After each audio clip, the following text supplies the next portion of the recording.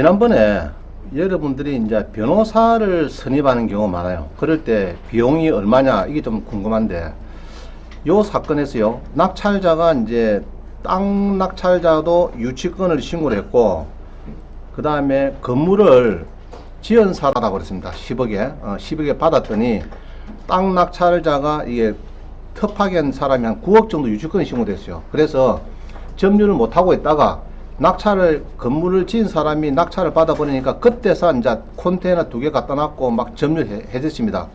길을 막아버리고. 자, 그러면은 이제 서로 싸움 붙는 거죠. 그래서 인도명령 신청을 했더니, 낙찰자가, 신청을 했더니 기각을 당했어요. 왜냐, 그러면은 이게 토지에 한 9억 정도 유치권이 신고되기 때문에, 그죠? 여기 이제 업체에서 유치권이 신고된 게 한 9억이 있습니다. 있어가지고, 이제 싸움이 붙었어요. 붙어갖고, 이제, 인도민이 기각된 사람이 항고를 해야 되겠죠. 7일 만에. 즉시 항고를 하는데, 이제 변호사 선임비용을 물어보니까, 착수금이 500만원에 부가세 50만원이라서 550인데, 나 요것만 알고 있으면 되겠는데, 성공사례금 쪽으로 2천만원의 성소율인데, 그 2천만원 달라 이 말입니다.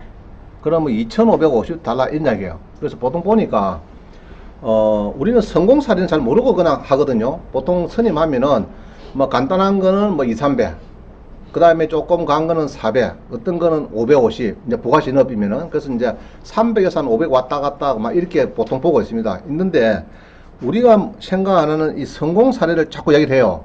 요거를 잘 따져야 됩니다, 여러분들이. 알겠죠? 없으면은 별 문제가 없는데, 나중 본견에 뭐 2550 돌아가면은 좀 문제가 틀리잖아요, 그죠? 사인할 때 들러 해버리는데, 정확히 따져봐야 돼요. 성공보수가 얼마인지 따져야 되겠고, 그 다음에 이제 통행을 방해를 하니까 콘테이너를 갖다 2개를 갖다 놨고 못 다니니까, 이 건물 낙찰자가 잔금을 넣어놓고 넣고 나니까 못 다니고 애미니까 통행 방해 금지 가처분 합니다. 그러면은 요거를 여러분들이 이제 직접 하면 되는데 힘드니까 법무사한테 맡길 수 있고 여러분이 할 수가 있습니다. 법무사 맡기면 장점은 가격이 싸요. 일단 가격이 여러 50만원 하면 떡을 치킵니다. 치는데 문제는 그 이름이 통행방해금지 가처분 신청인이 여러분이 된다고, 도당이. 그러면 여러분이 가서 법정 가서 몇 번 들락날락 해야 됩니다. 또 법률지도 많이 알아야 되고, 변호사 맡기면 그런 건 없어요. 변호사 알아서 다 해버리니까. 문제가 이제 법정도 지가 다 가서 뭐 5번, 10번 갑니다.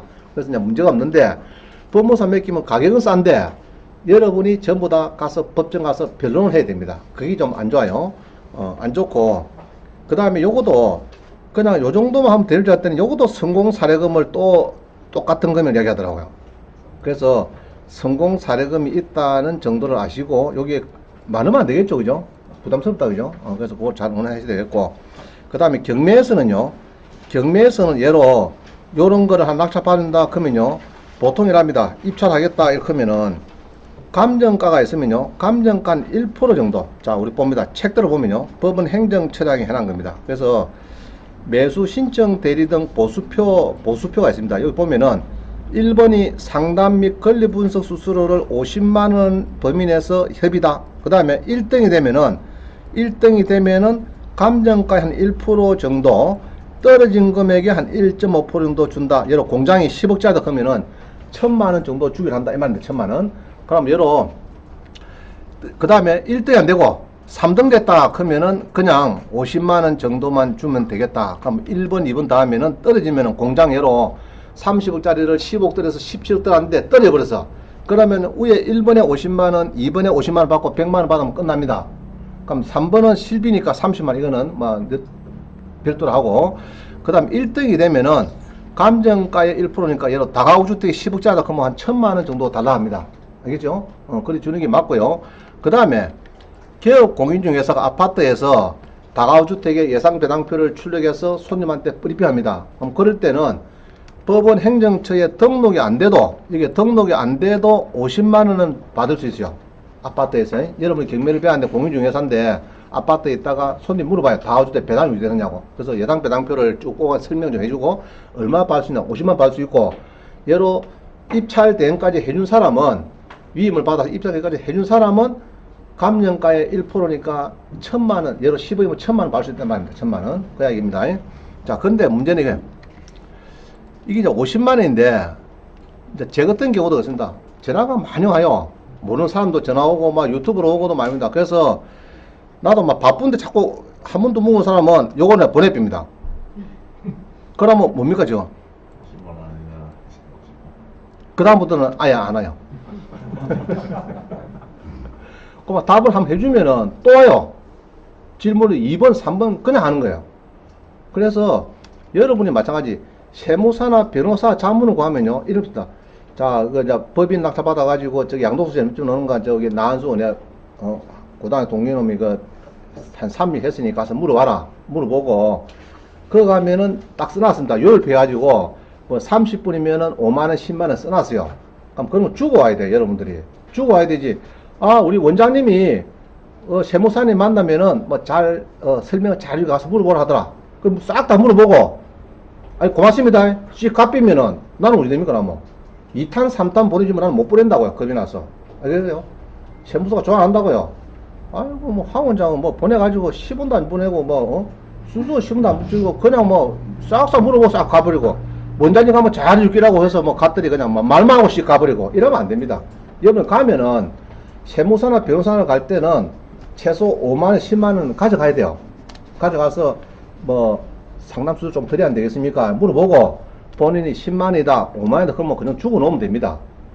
아, 굳이 안 받겠다, 그러면 할 수 없는데, 그러면 보통 다 받아요. 그럼 그 사람들은, 변호사는 맨날 그냥 공자 상담, 그건 좀 어려운 이야기입니다. 그죠? 그 라이센스 값이 있는데, 그래서 여러분들도, 근데 여러분 수강생들 제가 잘 안 받아요. 알겠어요? 특별한 경우 잘 안 받습니다. 보통 제가 입찰합니다, 뭐 떴다, 뭐 상담을 잘 해주고 있습니다. 간단한 거는. 근데 이제 사안이 굉장히 복잡한 거는 그런 거는 안 받을 수가 없어요. 알겠어요? 이해를 하시고. 그래서 이제 일단은 상담 수수료가 얼마라고요? 50만원. 앞으로 유튜브 보고 전화하시는 분은 50만원 넣고 물어보라고. 내가 그 이야기를 하는 거지, 지금. 안 하든지. 그래야 되는데, 막, 그냥 문자로 보내고, 막 전화 덜렁 해가지고, 막, 물어봅니다. 그런 거는 좀 실례예요, 실례.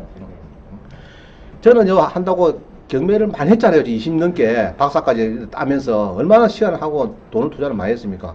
그런 거를 유치권이 성립한다 안 한다, 부장 성립한다 안 한다, 그죠? 문제 있다 없다, 권리분상에 이런 거를 그냥 공짜로 그냥 맨날 물어보는 사람들, 그건 잘못된 거라고.